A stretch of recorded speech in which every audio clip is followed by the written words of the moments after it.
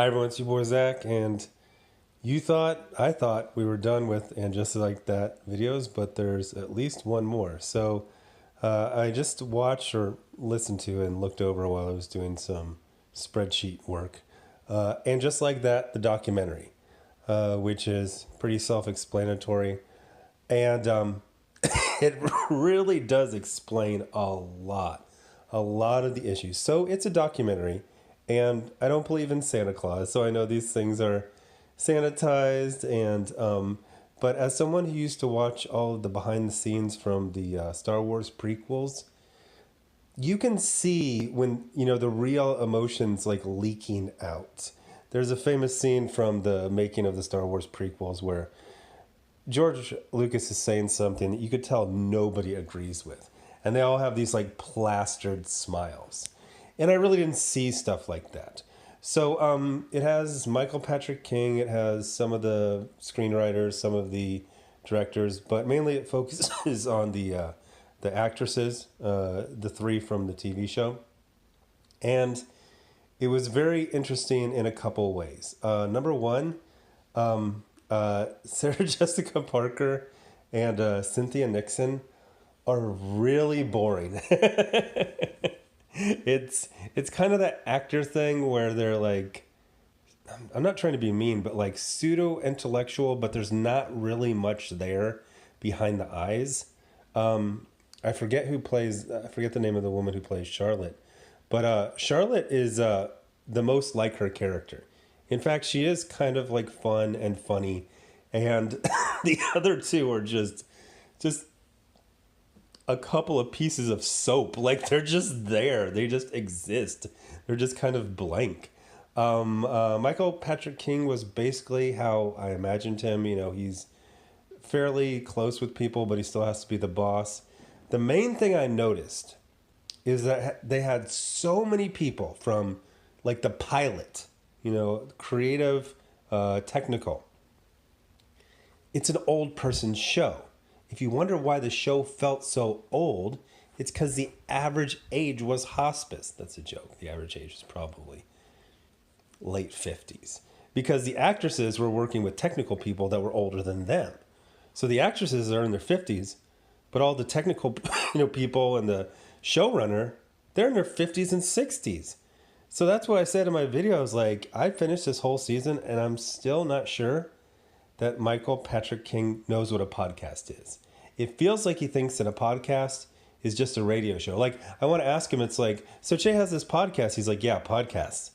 And I go, how often is it? He's like, it's like,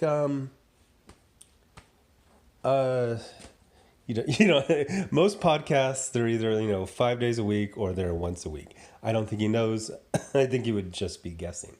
So a couple of things is that it used to be a young person's show, relatively, and now it's an old person's show.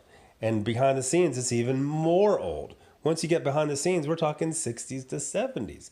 Sarah Jessica Parker, she seemed to have some creative control or influence or listen to her suggestions. And again, there's not much there. Cynthia Nixon, I guess, had actually directed plays.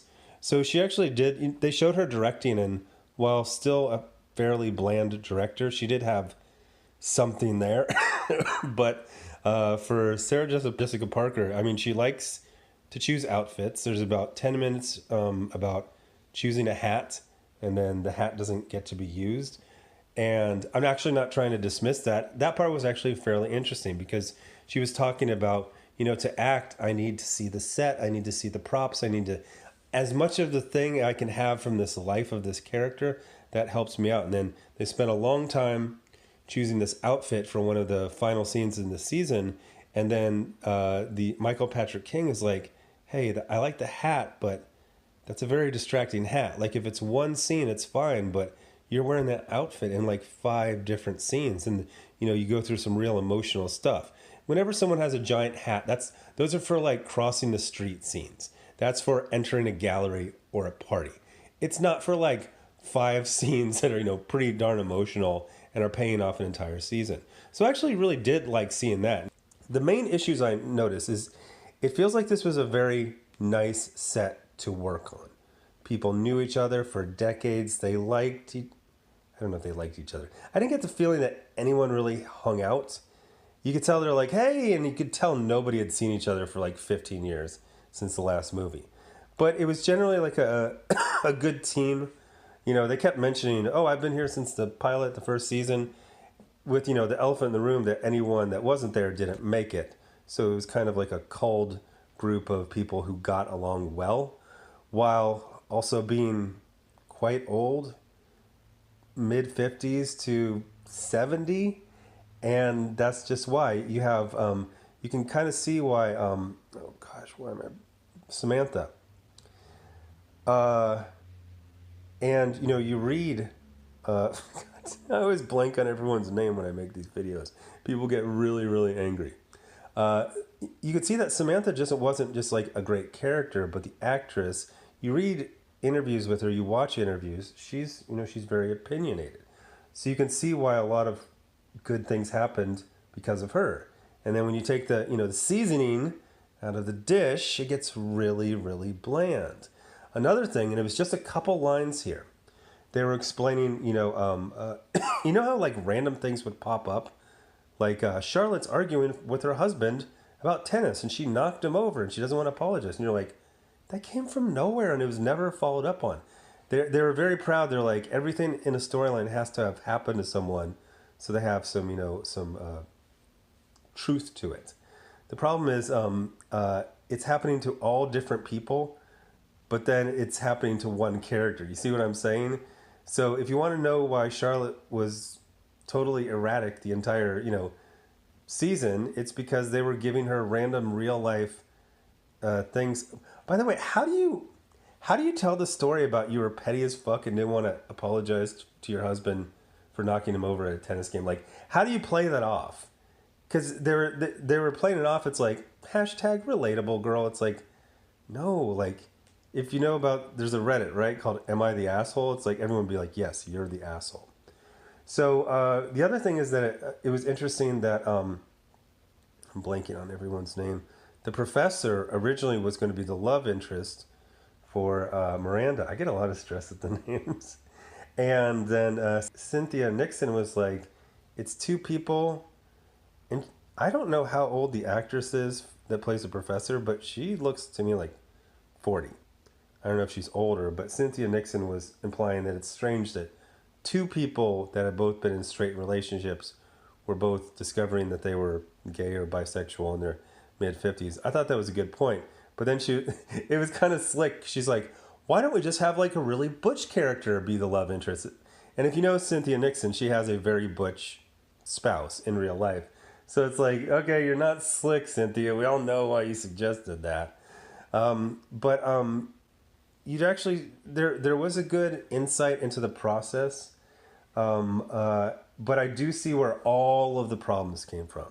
You lose Samantha, you lose almost all of the freaking seasoning from a meal, so it becomes very bland.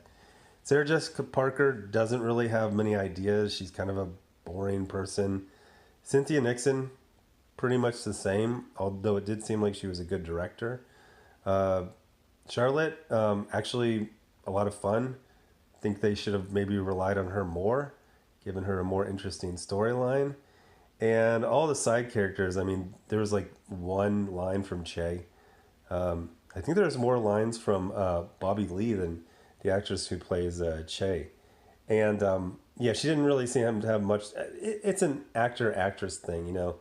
They really don't have, there's not a lot going on in there. And I'm not trying to be insulting. It's just, they're just, you know, their whole thing is to portray other people, and their regular personality, at least the one they're going to show on a documentary, is pretty bland, pretty boring. So I actually thought this documentary accidentally explained everything that was wrong with And Just Like That.